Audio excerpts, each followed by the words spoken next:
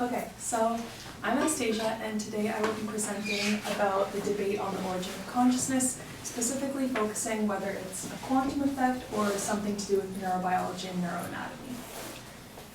Okay, so to start off, what is consciousness? So this may seem like an easy question at first because I know I'm conscious, all of you know you're conscious. We can assume that everyone in this room is conscious just based on the behaviors that we recognize. But when you're actually trying to define different levels of consciousness, it becomes difficult to classify certain aspects of it. So these are just some things that I put together. So first of all, awareness. Just being aware of all the environmental stimuli and paying attention to it. Then this kind of goes hand in hand with perception. So this would be taking in the environmental stimuli, paying attention to it, connecting with all of your various memories, and actually creating this vivid experience that we are all in. Then there's wakefulness. Wakefulness is a little more tricky to define because in humans, in the medical terminology, we would define it as different EEG scans. So you can differentiate a wakeful state from REM sleep or different stages of sleep or having a seizure and various things like this. So basically wakefulness would be the brain activity, or it can be associated with different behaviors that correlate with wakefulness. So opening of the eyes or different reflexive movements and things like that.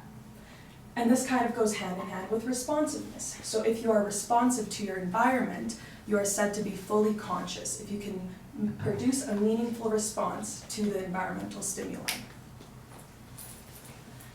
So this graph kind of shows what happens when some of these aspects are missing. So as you can see here, general anesthesia and coma is no wakefulness and no awareness, which makes sense because under anesthetics you don't want to be aware of what's happening and you are not wakeful. Your brain activity would be different. Then over here, being fully wakeful but not aware is vegetative state, sleepwalking, absence, and complex partial seizures. So the difference between vegetative state and coma would be that vegetative state, sometimes they will open their eyes or do various reflexive movements, and this is associated with a wakeful state. And something else that I thought was interesting is absence seizure. So this type of seizure is common in children, and it lasts only about 15 seconds. And it's very hard to diagnose because it's such a short amount of time and the child doesn't know what's happening to them. So usually it's noticed by a teacher because the child keeps zoning out for 15 seconds, then zoning back in. And so they're fully awake, they're just unaware of what's happening. They're just zoning out for 15 seconds. And then over here, you can see locked-in syndrome. This is very close to just a healthy awake subject. So locked-in syndrome is basically, it can happen due to a thalamic injury. So in locked-in syndrome, you have no motor behavior and no sensation. So basically you are fully conscious, but you can't respond to your environment in any way, and you can't perceive your environment through sensory aspects, I guess. And sometimes in locked-in syndrome, your eyelid motor movement is spared, so you can communicate using blinking, but that's to the extent that it gets. So this is a pretty debilitating syndrome, and yeah, it's not that good. But okay, so to start off the debate on consciousness was René Descartes. He was a mathematician and philosopher, and his first proposal was that only humans are capable of emotion and abstract thought. So basically, he thought that only humans are able to think to the extent that we all do, and animals don't have the same ability. He thought that animals are just very complex stimulus response machines. He didn't think that they felt pain. He didn't think that they could really perceive the environment to the extent that we do. His second proposal was that the mind and body are completely separate entities. So the mind is an immaterial substance completely separate from our body. And what he thought was that the mind flowed through the nerves as in the form of spirits and interacted in the pineal gland with the body. So now we know that the pineal gland is actually responsible for promoting wakefulness. So it kind of makes sense why he thought that this structure was important for consciousness. Okay, so now on to neuroanatomy. So in the field of neuroscience, there has been a goal to try and localize where consciousness arises. So this has been coined the neurocorrelates of consciousness. So to start off, the reticular formation is a structure that exists in the brainstem, and it is responsible for promoting wakefulness, different reflexive movements of the spinal cord, and regulating heart rate. So since the structure is in the brainstem, it could be extrapolated from this that consciousness actually existed far before the modern human species, because the brainstem is the most conserved part of the central nervous system. It is very conserved across different vertebrate species, and it is an ancient structure. So the reticular formation has been around for a very long time. And a lesion to the reticular formation causes hypersomnia or a coma-like state, or death. So it's very important. Okay, so next is the thalamocortical radiations. So the thalamus is the main sensory relay center of our brain. It is basically what is separating the environment from reaching the neocortex. So this is very important for just getting all of our sensations up to the brain to be interpreted. So that's why the thalamocortical radiations are very important. And next is the neocortex. So this is where all the association cortices exist. So where visual stimuli is connected with various memories. For example, the parietal lobe is important for creating fluid motion instead of just frame visual movement. Or the temporal lobe is responsible for things like facial recognition or object recognition. So basically the neocortex is where all the executive function is and just bringing everything together to create our perception. Okay. So in contrast to localizing the source of consciousness to a specific spot is the global workspace theory proposed by Bernard Bars. So basically Bernard Bars thought that it's not a specific origin of consciousness, but instead it's the complexity of the interconnections of the whole nervous system that creates our conscious experience. There isn't one spot that this vivid experience comes from, but instead it's just all of these various firing patterns within the brain. So to help explain this, he came up with the theater analogy. So here on this theater, there exists the actors. So the actors are fighting for the spotlight, and the spotlight would represent our attention. So everything that's on this theater is what we perceive consciously. This is what we see and what we are in voluntary control of. Next would be the director. The director is behind the scenes, so we don't know what the director is doing and we don't have control over it, but the director modifies what is in our conscious perspective. So a good example of this would be our visual field blind spot. So we all have one little blind spot in our visual field because the optic nerve leaves the retina and leaves that little spot without rods and cones. So just from our head movement, our brain remembers that one spot that was originally missing and it automatically fills it in for us. So none of us actually have this blind spot right now because of the director filling it in for us automatically without our control. Next is the audience. The audience is kind of everything else that watches the consciousness and knows what is going on in the environment but doesn't actually modify it in any way. So a good example of this would be our organs, or like our stomach specifically. They know what is happening in the environment. Our stomach, we are constantly eating and they know it is in the environment, I guess, but we are not exactly aware of what is happening in these involuntary structures. We don't tell our stomach to perform contractions and do all these things. And we actually don't even know how to localize pain in our stomach. If you think about it, whenever you have a stomach ache, you can never say, oh, my kidney's really hurting right now, unless you're a trained professional and know the signs of that. But if you have a finger prick, you know exactly where on your finger, within a centimeter, where that finger prick is. So we aren't actually aware of the audience, but the audience is watching. Okay, so now on to quantum mechanics. These are 3 principles I think are important for the theory that I'm going to talk about next. So, superposition, an object existing in 2 states at once. So an example of this is the electron. It can have a spin of positive 1/2 or negative 1/2. But when it's in the quantum realm, it's both. It's just superposed in both positive 1/2 and negative 1/2 at the same time. And this leads to collapse, the wave function reducing to a single state. So in the quantum realm, this electron would exist in both positive and negative 1/2, but as soon as we try to use our technology to measure this electron, it will collapse into one state, either positive 1/2 or negative 1/2. And the key thing is this happens completely at random. There's nothing dictating what this collapse will be. Will it be positive or negative? It's completely random. And then coherence, the fact that all objects have wave-like properties. Even all of us in this room have a very, very tiny little wave. But the thing is, your wave function is inversely proportional to your mass. So everything in the macroscopic environment, we can't see its wave. Only in the microscopic environment, like an electron, which was originally thought to be only a particle, but just through experimentation it was discovered that it is a wave, has a wave property as well. So only in this microscopic environment, a wave function becomes apparent.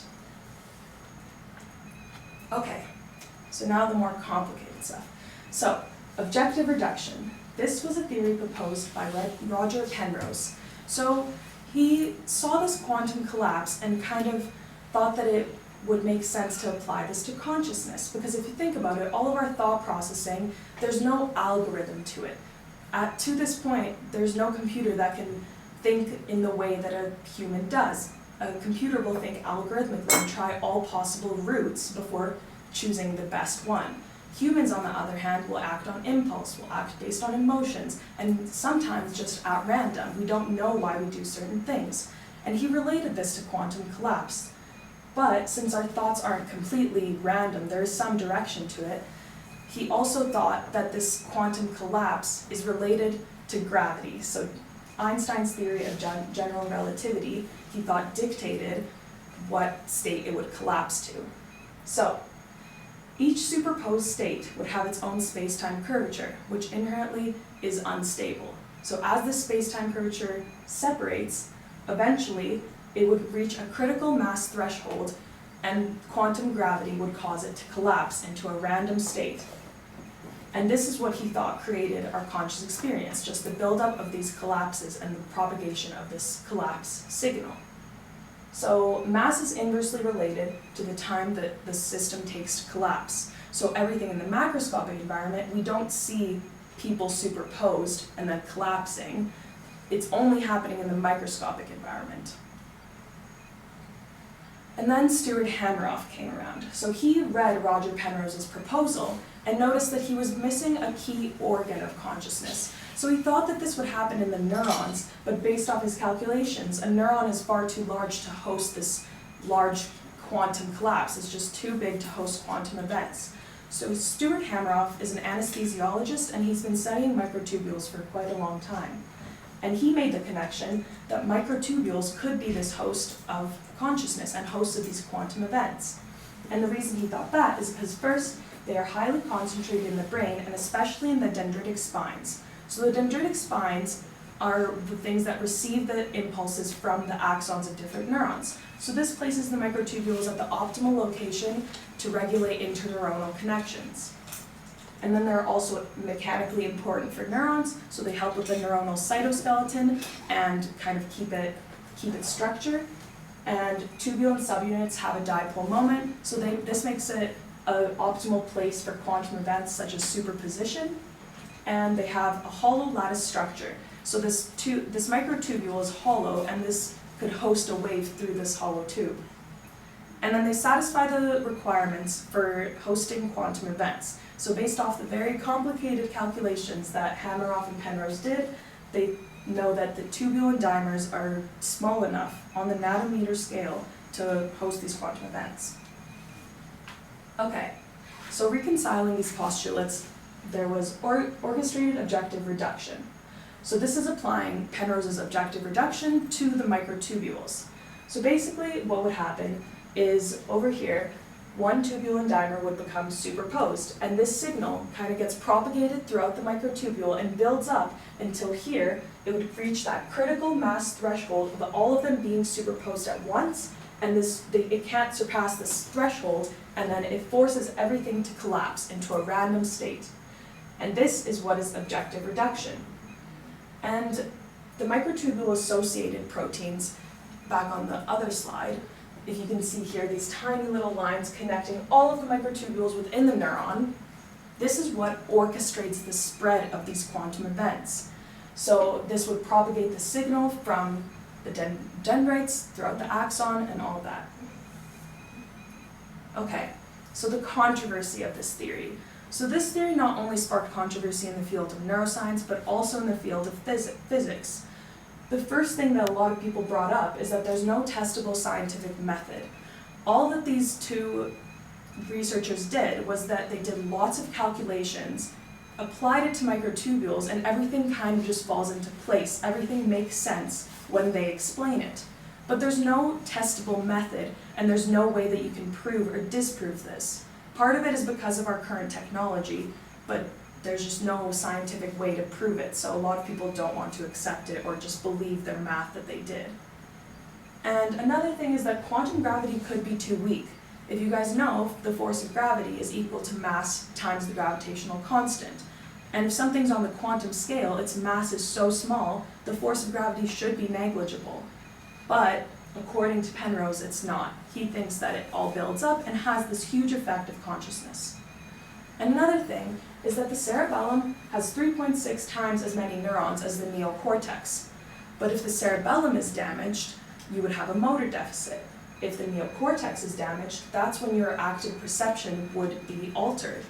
So this is also strange, because if it's just the microtubules that are creating the consciousness, why is it not wherever there are more microtubules, that's where consciousness originates?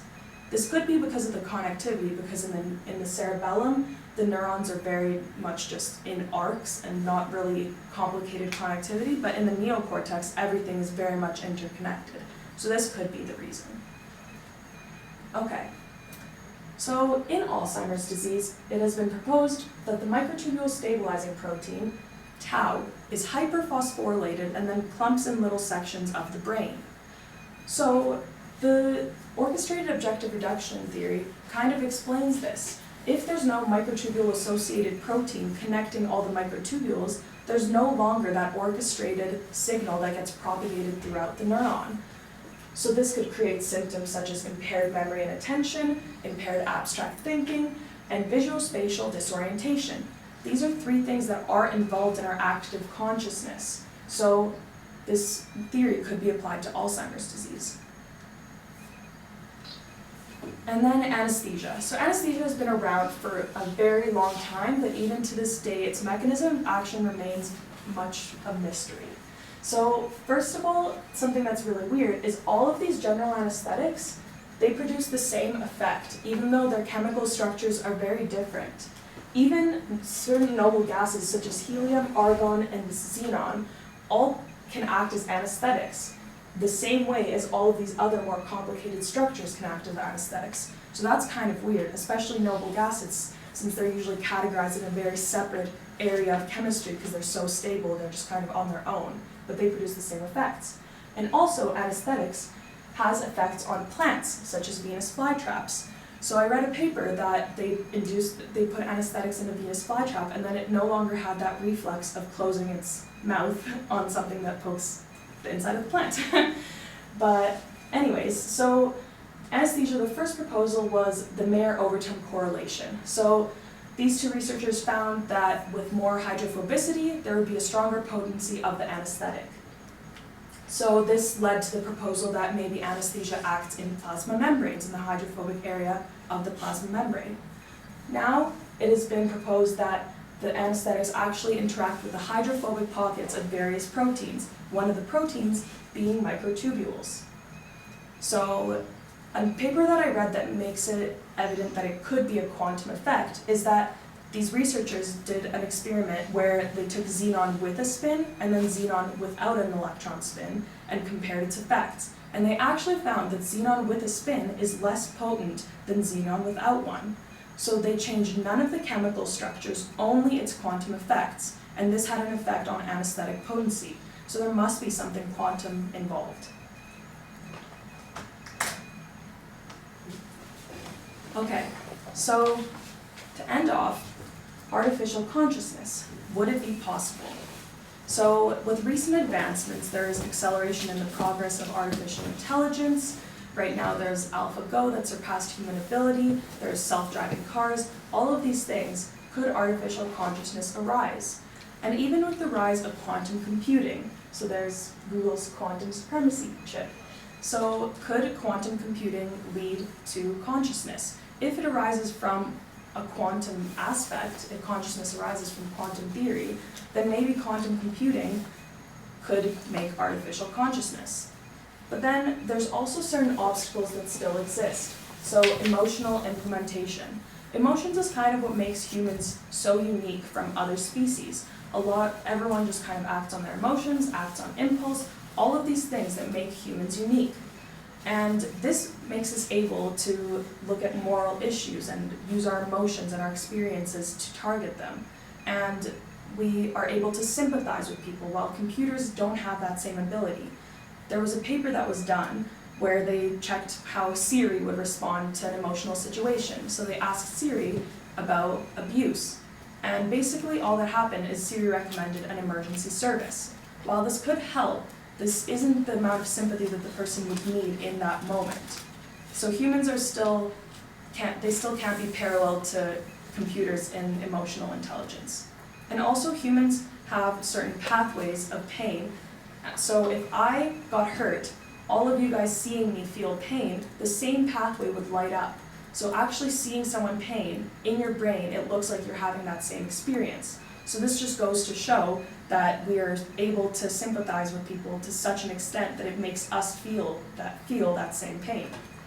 And also brain power. So back in his lectures, Dr. Duzinski mentioned that the brain only uses 25 watts of energy, while with the same amount of computations, the strongest computer in the world uses 1.5 megawatts. So this is a massive difference, and this is something that maybe quantum computing could fix, since it can store so much more memory with the same amount of energy. Okay, so now some questions I have for everyone. Will consciousness emerge unintentionally as a product of computational progress? So one thing to consider when you think about consciousness emerging unintentionally is the fact that how would we actually define when a computer becomes conscious? Because if you think about it, back in the day, Descartes thought that animals weren't conscious, and everyone believed him. But now, just from our extensive animal studies, we know that animals feel the same pain as we do. They have the same experience of emotions as we do. But they didn't know that back then, so what goes to say that we think that computers aren't conscious now? How would we identify that computers are conscious? Because right now, I would say that computers are aware. They take in their data and they are aware of it. They are responsive. They produce an output that responds to your question to them.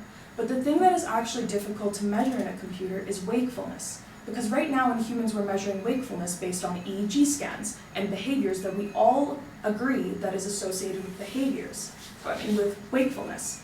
So wakefulness is hard to measure in a computer because we don't know what it looks like. Also perception. Even in us, I have no idea what anyone in this room is perceiving right now, but I know my perception. I will never be able to extrapolate from anyone else's perception except for mine. So how can we know when a computer starts perceiving? And right now, I know that everyone here is conscious because I could ask you guys, are you conscious? And you would hopefully say yes. But if we ask a computer if they're conscious, why would we believe them? Maybe someone would think you're crazy if you're going to say, oh, wow, my computer's conscious right now because they said so. People will think you're crazy. So how would you actually know when they become conscious? Does anyone have any input? Yeah. I think it's definitely a difficult question. There's a lot of factors that come into it. I think with humans and consciousness, like you mentioned, a lot of stuff is based around emotions and how we respond to certain behaviors and things like that. So I think in the future, if AI were perhaps to be able to respond to emotional situations, or we're able to actually perceive emotions and stuff, that might be another factor that would contribute to us believing that it's conscious. But I think as well, like when you were just talking about those specific, like just those like guidelines of like, oh, like is it like working, like stuff like that. In terms of that, I think it's you could literally say that your computer is conscious if it's responding to tasks and doing things like that, because that's what you expect a human who is conscious to be doing.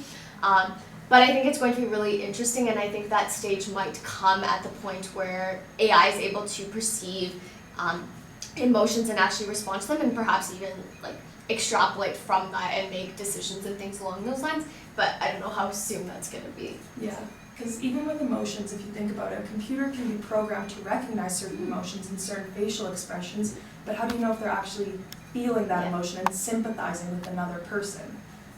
What were you going to say? I was kind of just like Yeah. adding on to what you guys were saying, but I remember in one of our AI lectures, professors was saying how his lab was actually working on like getting machines to recognize emotions and then like respond to them.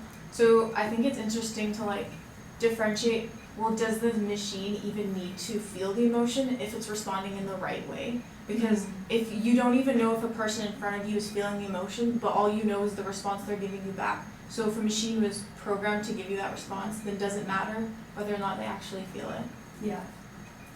But also we have like psychopaths who don't technically feel emotion back and can't, you know what I mean? Like they know what they're doing is wrong, but they don't really feel the like repercussion for it. So who's to say that these psychopaths aren't conscious or aware and like, you know what I mean? And that the only thing to determine whether a computer is thinking on its own is to like say it's emotionally Yeah. capable. And emotion isn't really the definition of consciousness, it's kind of just the main thing that I'd say is separating humans from anything else, because I'd say humans are like one of the most emotional things out there. But yeah. So, in order for consciousness to emerge in like a machine, would there have to be similar structures like microtubules, where you can have these quantum interactions in order to form consciousness? Like, would they just be mechanical? Yeah, so that would be difficult. So even right now with the deep learning and the neural networks that are happening, that's trying to mimic the central nervous system. And I guess it depends what comes first. So either consciousness arises unintentionally, just based off the different complexity and how we are building upon our artificial intelligence. But if the first thing that happens is that we figure out where the source of consciousness is, or like the exact network that contributes to consciousness, then computers could mimic that network. So I guess it's just what comes first, unintentional consciousness or us mimicking the human consciousness. Because even right now, it's hard to even define consciousness. There's not really a definition of what it is. It's hard to, no one really knows what it is or how it arises, so yeah. And now the second question. If we can control it, so if we're the ones that are actually actively pursuing artificial consciousness and it doesn't emerge unintentionally, should we exploit it? So should we actually be trying to make a computer conscious? Is this something that's desirable? And if we figured out where consciousness arises, should we be exporting consciousness onto an inanimate device? What do you guys think? Yeah, I'll go. Okay, so like for psychologists and therapists, there's like a burnout after I don't know how many years of doing the job, because it's kind of somewhat traumatic to, it's like emotionally and psychologically straining for the psychologist to like help so many people. I know that sounds bad, but so like that, if we could do it mechanically, that would make the job like safer and less straining on like a robot or whatever. And what was my other thing? Exploit consciousness. Yeah, exploiting consciousness. Let's say if like human clones were a thing and they could be like a great thing. We could resurrect people and like upload their consciousness, and that there's like a huge positive side to that. Like, you know, there's also a negative one, but it opens up possibilities. So like it definitely has a lot of benefits, and I do agree with that. I think the opposite side though is that, for example, if you consider in terms of like military, so now if you have these robots that can be conscious as well, now you pretty much have an entity that is like way stronger and more capable than humans but can still behave like humans. It almost like we are pretty much contributing to our demise. Like we would be creating something that essentially is far more powerful than us and can now feel the same way as us and operate in the same way. But for a human to compete with a robot that has similar brain functions as us, we pretty much don't have a really strong chance. So I think like there's definitely a lot of benefits, but there are a lot of harms in terms of the social aspect of it, and also just generally contributing to like humanity's end pretty much, I think. But that's a very, very far out, I would say. Yeah, I feel like, because if we are giving consciousness to computers, then that kind of misses the point of using them as tools. Because right now we have computers and we're progressing so much in AI because we need that objective opinion. Because we all act on subjective opinions and we don't want that. We want a computer to tell us what to do without using emotions, without using objective thought patterns. So that kind of misses the point of that. And then as well, what you were mentioning, that could be that last contribution needed to reach technological singularity, to have the robots take into their own hands their own progress. But I remember when we were talking about the self-driving cars and we were talking about who would you choose in a certain situation, yourself or like 5 other people's, wouldn't you want your whoever's making the ultimate decision to have a conscience and to make sure that they're making the right decision? You know what I mean? Yeah. Because we were kind of touching on that idea of how do you know it's making the right choice rather than a computerized like choice. Yeah, and that's where the benefits come in, because maybe if they're conscious, they're more aware of their surroundings and more aware of what the right decision would be, but then they have the same downfalls as humans. So it's kind of pros and cons. And then the same with uploading your consciousness on an inanimate device. I guess it depends what that device is, but let's say just a hard drive. I see that the same as locked-in syndrome. You kind of just exist in the world, but you can't act on your environment, you can't sense your environment, you're kind of just on this hard drive and you exist, and that's all. So even for the person being uploaded, is that desirable? And this also creates more separation in the world. Who gets this privilege? The people with money, they get to be immortal and leave everyone else behind? So humans and mammals have sense organs, and like we all have the same ones, and we assume that that's an important part of being human. So you could create machines that have comparable senses, Yeah. and then they would be more sort of equal to us, both receiving and sending. I mean, if they could speak, if they had facial, hand gestures and all the sorts of things that humans have. If they could send out pheromones, right? If they could communicate in all the ways that we could, then it wouldn't be like the locked-in syndrome, right? So you can figure out how to get them out of the locked-in syndrome. The other thing that none of you mentioned that kind of amuses me is the term zombie, right? So is that a real thing? Like what zombies supposedly are creatures that act as if they have consciousness, but they really don't. They're just simulating consciousness, right? And that's what's so creepy about them, that you can't negotiate with them and stuff because they're not really conscious. And so did all of you in this room leave that out because you spend zero time thinking about zombies, or is it, what do you think? To me, psychopaths are like zombies. Yeah. I kind of think just so. like touched on like psychopaths just because they kind of manipulate you into Right. thinking what they want you to think. You Right. know, in that Right. sense, they act as someone else. Right, right. So, yeah. But attempts to put philosophy, psychology, and neuroscience in cartoons usually have zombies. So I'm just telling you that outside of the cartoon world, not having zombies is fine, but the sort of tradition is that if you're going to talk about this stuff within cartoons, you have to have zombies. Yeah. So. Were you able to give any thought to whether consciousness requires self-awareness?